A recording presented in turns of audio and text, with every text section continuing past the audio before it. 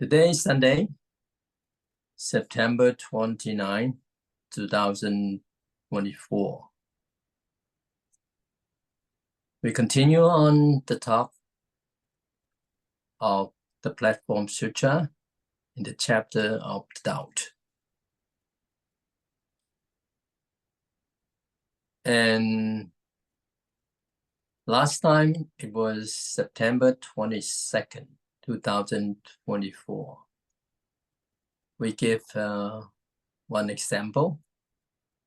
And when it comes to at the end, we mentioned that when someone is going through a difficult phase, we should give them hope, saying, you will get better in the future. Your current bad state does not define you. Just like the weather, which sometimes brings rain and wind, it won't always be stormy. After some time, things will gradually improve. This is talking about the so-called changes. Now we continue on giving another example. This is shared by our teacher, Master Sheng Yan.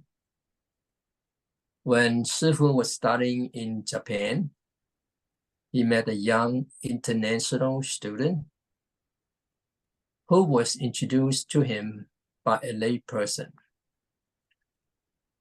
Upon meeting Shifu, he immediately said, Master, may I ask you something?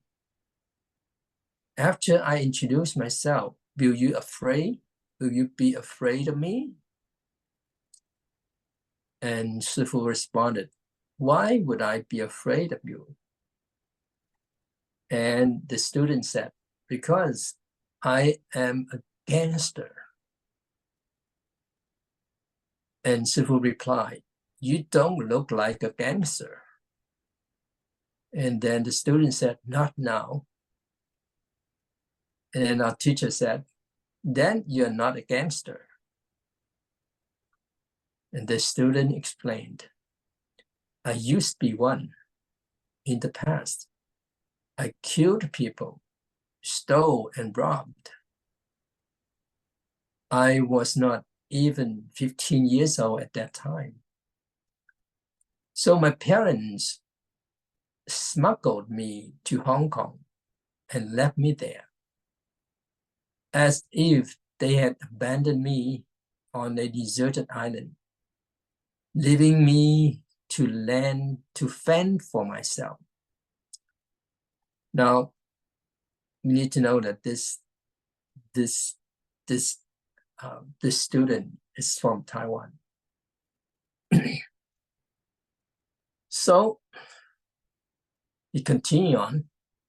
My parents held position of some importance in the government, but I was often caught by the police and even spent time in prison. Though I was not executed, I was released, and my parents, feeling deeply ashamed, were constantly troubled by my actions. So the student's parents bribed a boat to smuggle him to Hong Kong. And then on, they no longer cared about him, telling him to survive or perish on his own. He lived in Hong Kong for 5 years, initially continuing his gangster lifestyle, stealing and robbing because he had no other options. However, he gradually began to wonder if he would spend his entire life like this. What happened was that one day he went to a temple in Hazel Peak and suddenly felt that while people in the world were so hateful, the Buddha was so compassionate. He found the Buddha's gaze to be filled with such kindness that it deeply moved him. As a result, he said, there are no good people in the world. Only the Buddha is a good person. I won't learn from anyone else. I will learn from the Buddha. Now, with this thought, he went to the temple to study Buddhist scriptures. By then, he was in his 20s. Later, he took refuge in the Three Jewels. But because he was undocumented in Hong Kong, his parents smuggled him to Japan. He could not return to Taiwan because of his notorious reputation. So they sent him to Japan. In Japan, he studied diligently. By the time Shifu met him, he was about to graduate from Waseda University. He had completely turned his life around and now was a very good person. And then later on, Shifu asked him, "Why did you become a gangster?" He said, "There was no other reason. My parents didn't care about me, and no one else did either.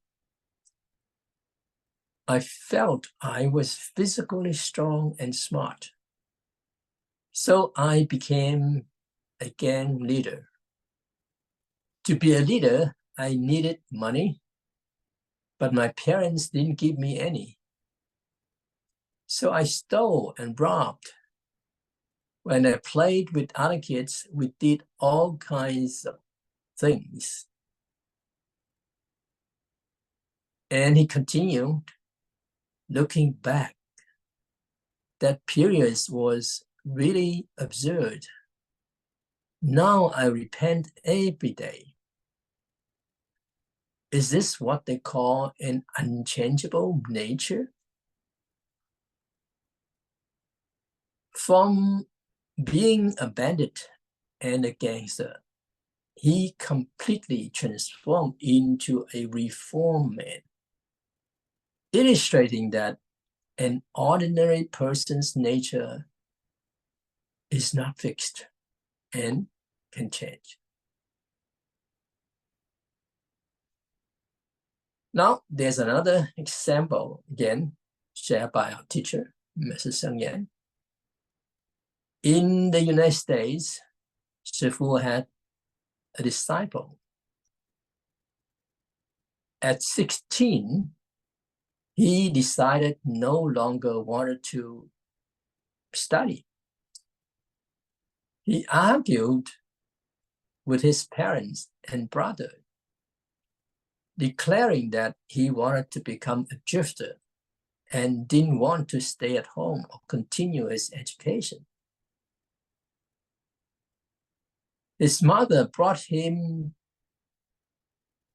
to Shifu, saying, "This child is a lost case. He's beyond saving. I want to sever my relationship with him." Then Shifu told his parents, "Don't worry about him. Let me talk to him." After speaking with the boy, Shifu fully affirmed him, saying that at your age, it's normal to be dissatisfied with your parents and society. and to feel like you don't want to study. You are very smart, and there's nothing wrong with you. If you don't want to study for now, that's fine. Take some time to rest and see how wonderful the world is. Then decide what you want to do next. Your future is very bright, and you have a kind heart. There's no problem at all. Hearing this, the boy said, "No one in the world understands me but Master. You understand me." And then Sifu replied, "Yes, as your age, you feel like you are already an adult, that you know a lot. You are a precocious child. Your psychological age is over 20. You're like an adult. You have the ambitions and views of an adult, but your parents still see you as a child, which makes you feel unjustly treated. Isn't that right?" And then he said, "Yes, I smoke because I feel grown up." And then Sifu said, "That's normal." It is not abnormal. You can smoke cigarettes, but don't smoke marijuana. It will harm your body. He said, "Yes, I've tried it before and it didn't feel good, so I won't do it again." And then Sifu said, "Your parents probably think you're always smoking." And he replied, "Exactly. I was not planning to smoke marijuana. But when I smoked cigarettes, my parents kept accusing me of smoking marijuana.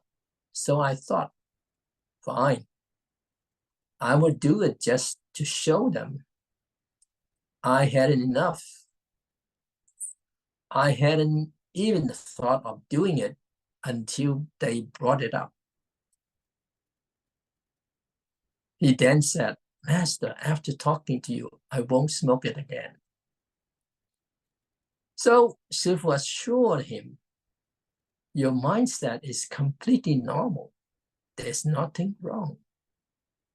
I'll talk to your parents and let them know you are fine." Afterward, Sifu called his parents in and said, "I want to congratulate you. You have a wonderful child, and you will be fortunate because of him." They replied, "How strange. This child is so bad, beyond redemption. How can you say we will be fortunate?" And then Sifu said, "Wait 5 years before passing judgment. Don't rush.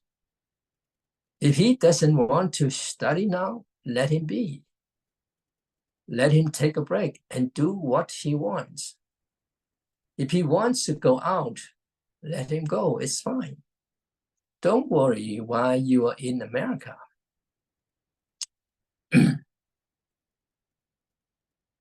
His parents were at their wits' end and could only follow Sifu's advice.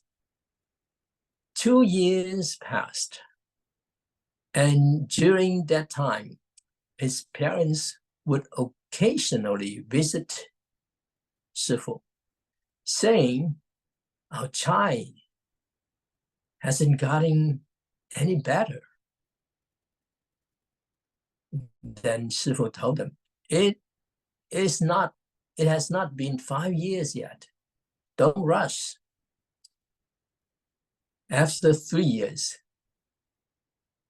his mother brought him to see Shifu, and he wanted to formally become Shifu's disciple. They were very happy, and Shifu asked why. They said he now wants to go to college and is eager to study. Even though he hadn't finished high school, he was now able to go to college. They said, "This is truly unbelievable. In America, it was possible." The child later attended a very good university and is now nearly 40, well, at that time it was nearly 40 years old. He has 4 law firms in the United States and is so busy with work that he can hardly keep up. Every time his mother sees Shifu, she says, "Master, thank you, you saved my child." And then Shifu told her, "I didn't save him. That's just how he is." As the saying goes, we said, a girl changes 18 times as she grows up, right? And boys also change as they mature. So we mentioned earlier, an ordinary person's nature is not fixed. Now remember, this nature is here it's not about the Buddha nature. We shouldn't judge someone based on one's mistake or a single wrong word, condemning them forever and believing they can never change. Thinking this way is unkind, unwise, and also un-Buddhist.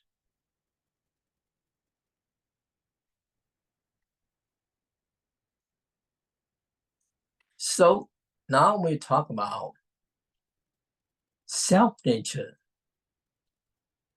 What is it about the self-nature? Now, this self-nature is not referring to our ordinary worldly nature. Rather, it refers to something unchanging and eternal, which is the same in everyone. That is our Buddha nature. Which is to say, every person has the potential to become a Buddha. And this potential is called Buddha nature. What is Buddha nature?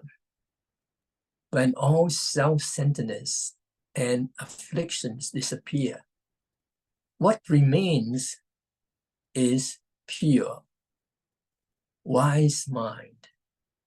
This mind of wisdom is characterized by Buddha nature. We can use an analogy of the white paper.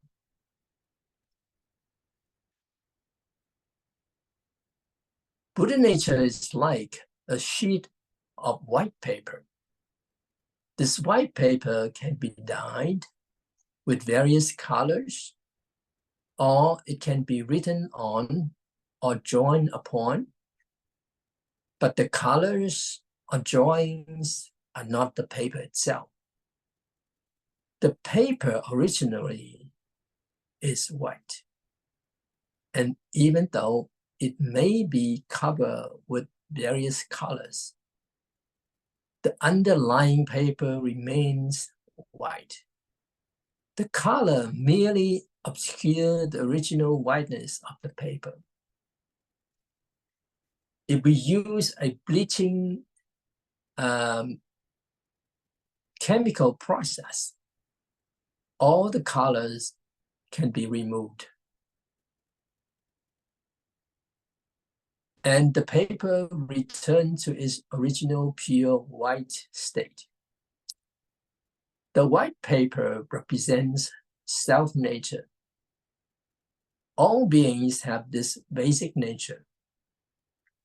But since beginningless time, we have been afflicted with various troubles that cover and obscure our self-nature or Buddha nature.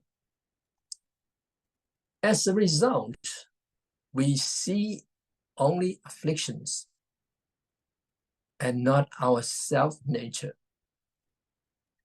We see only various colors or impurities, but not our self-nature or Buddha nature. Through the practice of cultivation or adopting the right view, we gradually reduce and eliminate the ignorance and impurities that have accumulated in our minds over countless eons. Eventually, our Buddha nature or our true nature will manifest, which we call enlightenment or becoming a Buddha. So what about establishing all dharmas?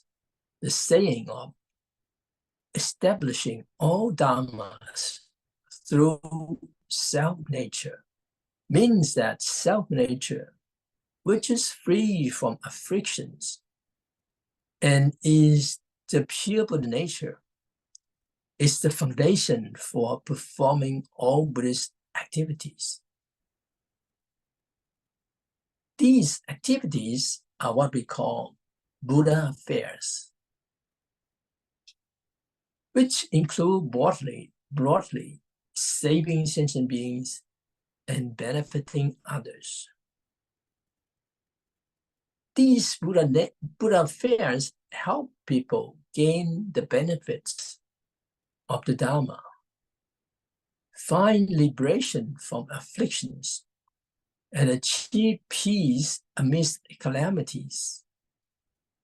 All of these are functions established from a self-nature that is selfless, without ego, and free from afflictions.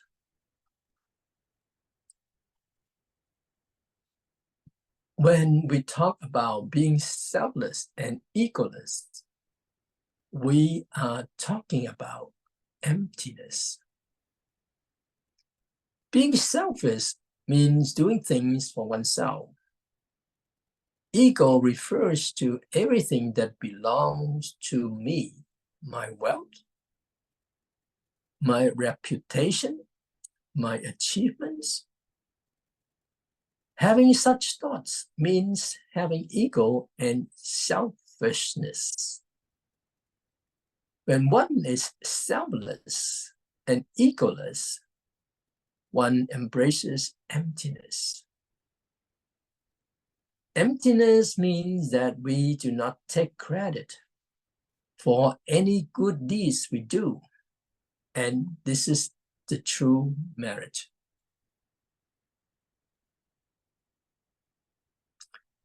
There was a reporter from China Times Evening News came to interview Shifu. He asked, "Master, after decades of hard work and effort, you have achieved such great success. Can you tell me the secret to your success?" And then Shifu thought for a while and replied, "I have not succeeded at anything, nor have I struggled. I can't think of any place where I have succeeded." And then Shifu asked him, "Where do you think I have succeeded?" The reporter replied, the Dharma Drum Mountain, it's so big. And then Sifu replied, the Dharma Drum Mountain will be torn down in a few years. And then the reporter said, but now hundreds of people attend the Dharma assemblies and listen to teachings at Dharma Drum Mountain. And then Sifu said, they are the ones who come. I didn't ask them to come. And when they leave, they leave. And when we had the chanting assembly with hundreds of people participating, they come and go. And they were chanting, not me. When the chanting was over, they all left. They didn't leave anything behind for me. So what success do I have? I have not succeeded at anything, and it has nothing to do with me. Then the reporter thought for a while and said, Master, that must be liberation. And Sifu said, I never thought about liberation. They keep following me. So how can I be liberated? You wanted to interview me and insisted on meeting me even though I told you I didn't have time. Do you think I'm liberated? I can't even rest from morning to night. So how can I be liberated? I haven't achieved liberation, nor have I succeeded at anything. It's quite embarrassing. And then the reporter thought for a while and said, our way of thinking is different from yours. And then Sifu continued on saying that, why is it different? Could it be that you have a mental illness? I am quite normal, and then you don't have. I'm quite normal and don't have a mental illness. I just don't feel like I have achieved anything or succeeded at anything, nor do I go around telling people how free and liberated I am. I don't have those feelings. I am an ordinary person, and my thoughts are quite simply following the principles that taught in the Buddhist sutras. For example, in the Platform Sutra, it says that although we must establish all dharmas, they are established through self-nature. So what is self-nature? Self-nature is emptiness. It is the nature of no self. Since there is no self and everything is empty, whatever is established has no relation to me.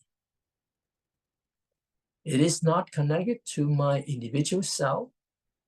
If it is related, it is only because I am physically present and active. Nothing else is connected.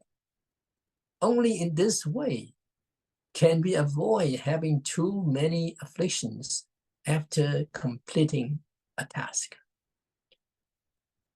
Then the reporter asked again. And Shifu told him, if you have the concepts of the success and failure, both are afflictions. Success is an affliction, and failure is also an affliction. Then the reporter asked, "We understand that failure is an affliction, but success is something to enjoy and be happy about. How can success be an affliction too? What do you mean by that?" And then Sutra said, "You think success is success and feel proud of it, always considering yourself successful and accomplished. This gives rise to arrogance, and you become attached to your achievements, which itself is an affliction and a lack of freedom. Everyone knows that failure is painful, and success seems like enjoyment and happiness. However, if a person feels a strong sense of achievement, that person has a strong ego, which inevitably leads to affliction, not happiness."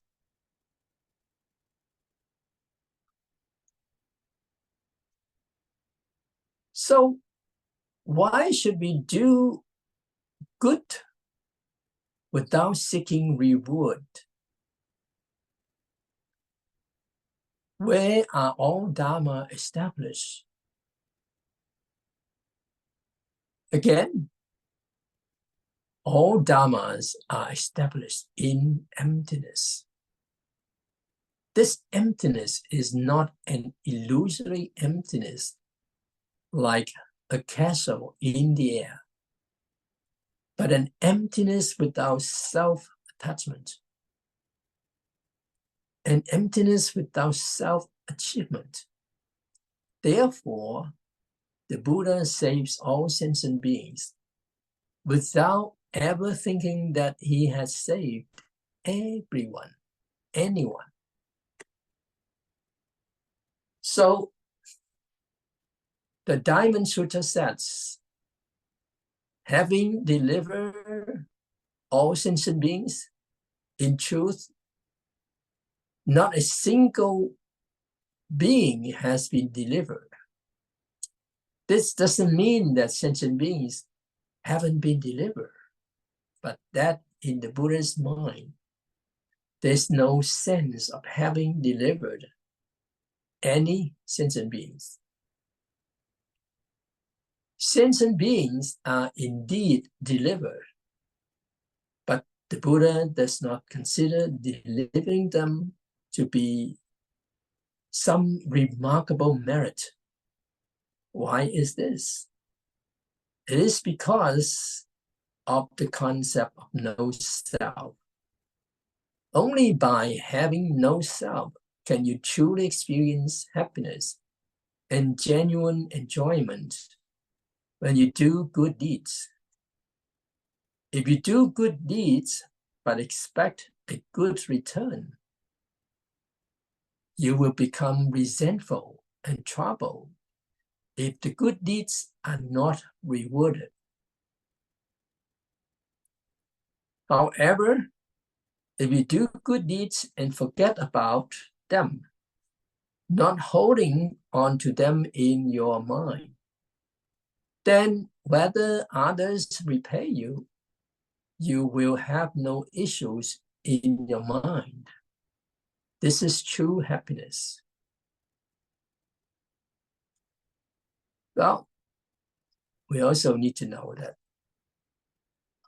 why good deeds sometimes don't bring good returns.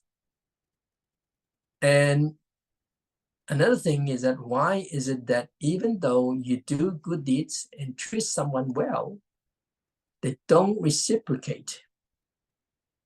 So these are two different issues. And we need to explain this 2 points. Doing good deeds without receiving good returns or even receiving enmity in return for kindness. It's normal and not surprising. You might think that the good deeds you are doing now are beneficial to someone, that you are giving them something valuable. But that's not always the case. Perhaps in a past life, you owe this person a debt. Now they have become your child or relative, and they keep asking you for money. They don't ask anyone else, only you. They might say, if I don't ask you, who else can I ask? You're my father, you're my mother. So, of course, I ask you for money. This is because you owe them, and now you are repaying that debt. This isn't really doing a good deed for them. It's settling a debt. The same goes for strangers. If they come to you for help, it's because you have a karmic connection with them. If you help them, don't think of it as forming a karmic bond for the future. And don't think, I'm creating a karmic connection for the next life. Because it just leads you to, you owe me from the past life. Instead, think, I owe countless beings debts in the past life. So having the opportunity to repay them now is wonderful. And this great person is allowing me to repay my debt. Once it's repaid, there will be no more issues. Now, it's important to think that never think of it as creating a karmic connection for the next life. Because that is the first point. Because you owe them, you won't repay them. Oh, I'm sorry. That's because you owe them, they won't repay you. Now, another reason why kindness is sometimes met with hostility is easy to explain. It's because you haven't repaid your debt in full. If you owe someone money and their life, repaying the money alone isn't enough. They might still demand your life. Or if you owe them both money and your life, even after helping them with money, they might still slander or harm you. They might bite back at you even after receiving your help. That is very possible. If you think, I'm repaying a debt, and repaying a debt is a very good thing, so I shouldn't think of it as an investment, then you will understand, and there will be no more problems, no mental anguish. Another common situation is when the person who receives help doesn't feel grateful, but instead harbors resentment. This is also normal. Usually, when you help others, it's because you are better off than they are. Your circumstances, intelligence, or social connections are better than theirs. So you are able to help them. The person receiving help might feel that you didn't help them enough.